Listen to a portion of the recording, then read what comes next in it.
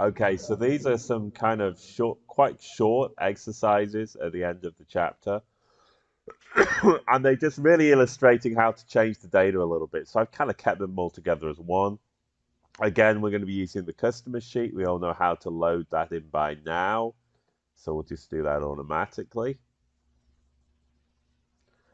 And here we have it, exactly the same customer sheet as before.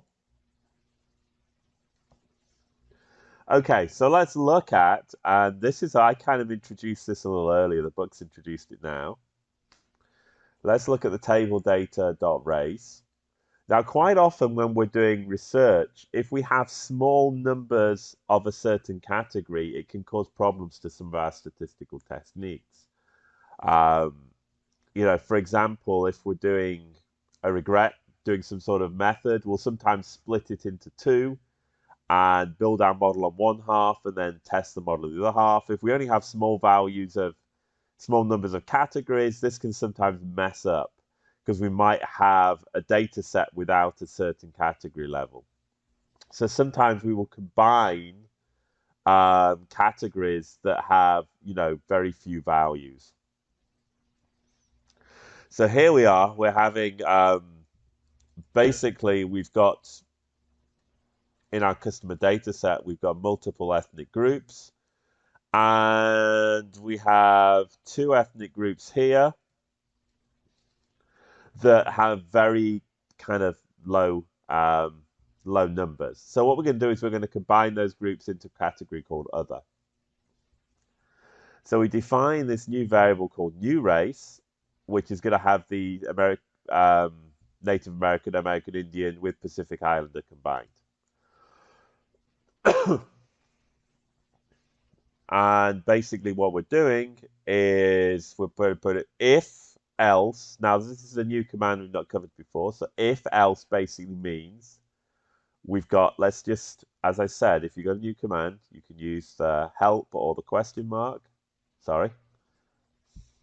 Brain wasn't working there. If else, we have a test condition. And then if that's true, what we give it, and if false, what we give it. So for each value on race, if it's one of these two, then we convert it to other. Otherwise, if it's not, then we just give it its original value. So let's just assign this and have a new table, and we've got the two previous categories combined to other, and we can actually view this in the My Data. So let's just look where my new category is. We've got race here. And then we have new race, so we can compare that most of them are the same. Let's just have a look at just My Data.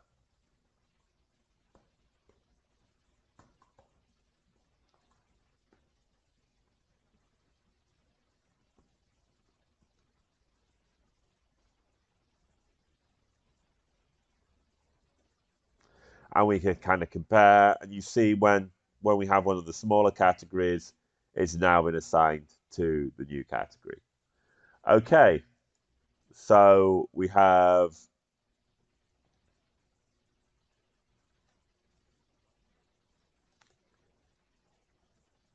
the next example, and all that's happening here is we've basically got the type of channel. So this is kind of telecommunications data set. Just give me a second. So in this customer data set, we actually have the channel from which customers were referred to. So let's just have a look at this variable. And these are the different channels that from which a customer was referred. We have TV, we have social media, we have web, and we have one which I'm going to guess is offline referral. And what we're going to do, and again, we sometimes use this in modeling. We could actually do a table of this information.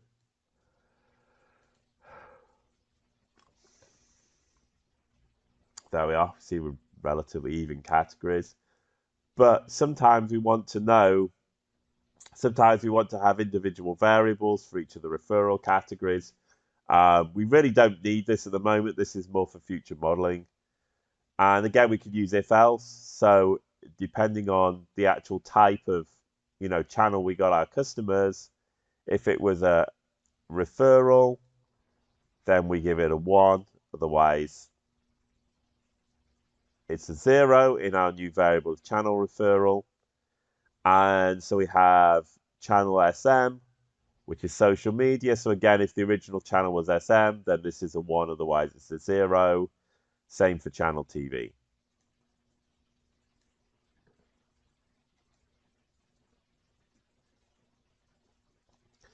And now we can view my data. And so we've got the original channel, and here's, so here the first one's social media, so it's 1 for social media. The next one is for TV, it's 1 for TV, social media. Now, we don't have a web, so when we have a web, then it's basically 0 on all 3 of these dummy variables.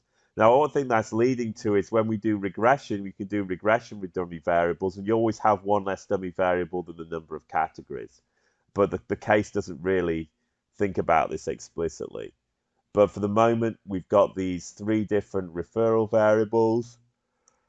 If you take a quick look at table, let's just have a look at channel. Oh, I'm going to remember to do my data.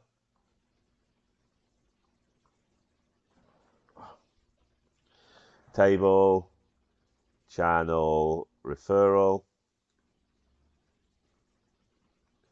You can see that 38 have this referral, 162 don't, and this matches with the 38 here. And this would actually be the remaining 162. Okay, so that's part 2. Part 3 is now just a very complicated nested if-else. And it's basically saying that we want to convert the satisfaction score. So let's just have a look at this satisfaction. Now, I wouldn't recommend actually doing this into numeric value. There's way you could probably would be better doing this as a factor and maybe setting the factor levels. But let's just say we want to do this. So if we are very dissatisfied, and basically you can nest the if-elses. So if-else, very dissatisfied, then if it's very dissatisfied, we give them a 1. Otherwise, we move on to all of this lot here. And so this is that now we know we're not very dissatisfied. If we're somewhat dissatisfied, we give it a 2. If not, we go on to these statements here. Same with neutral. And then the final one's a little bit different in that we only have the somewhat satisfied and the not, and the very satisfied, which is a 5 left. So we can say, okay, if they're somewhat satisfied, we give them a 4. The only ones left are very satisfied, so we give them a 5. So let's just again do this. And we can view my data. And we can also view, let's just view my data. And we'll do basically just the 2 satisfaction store variables.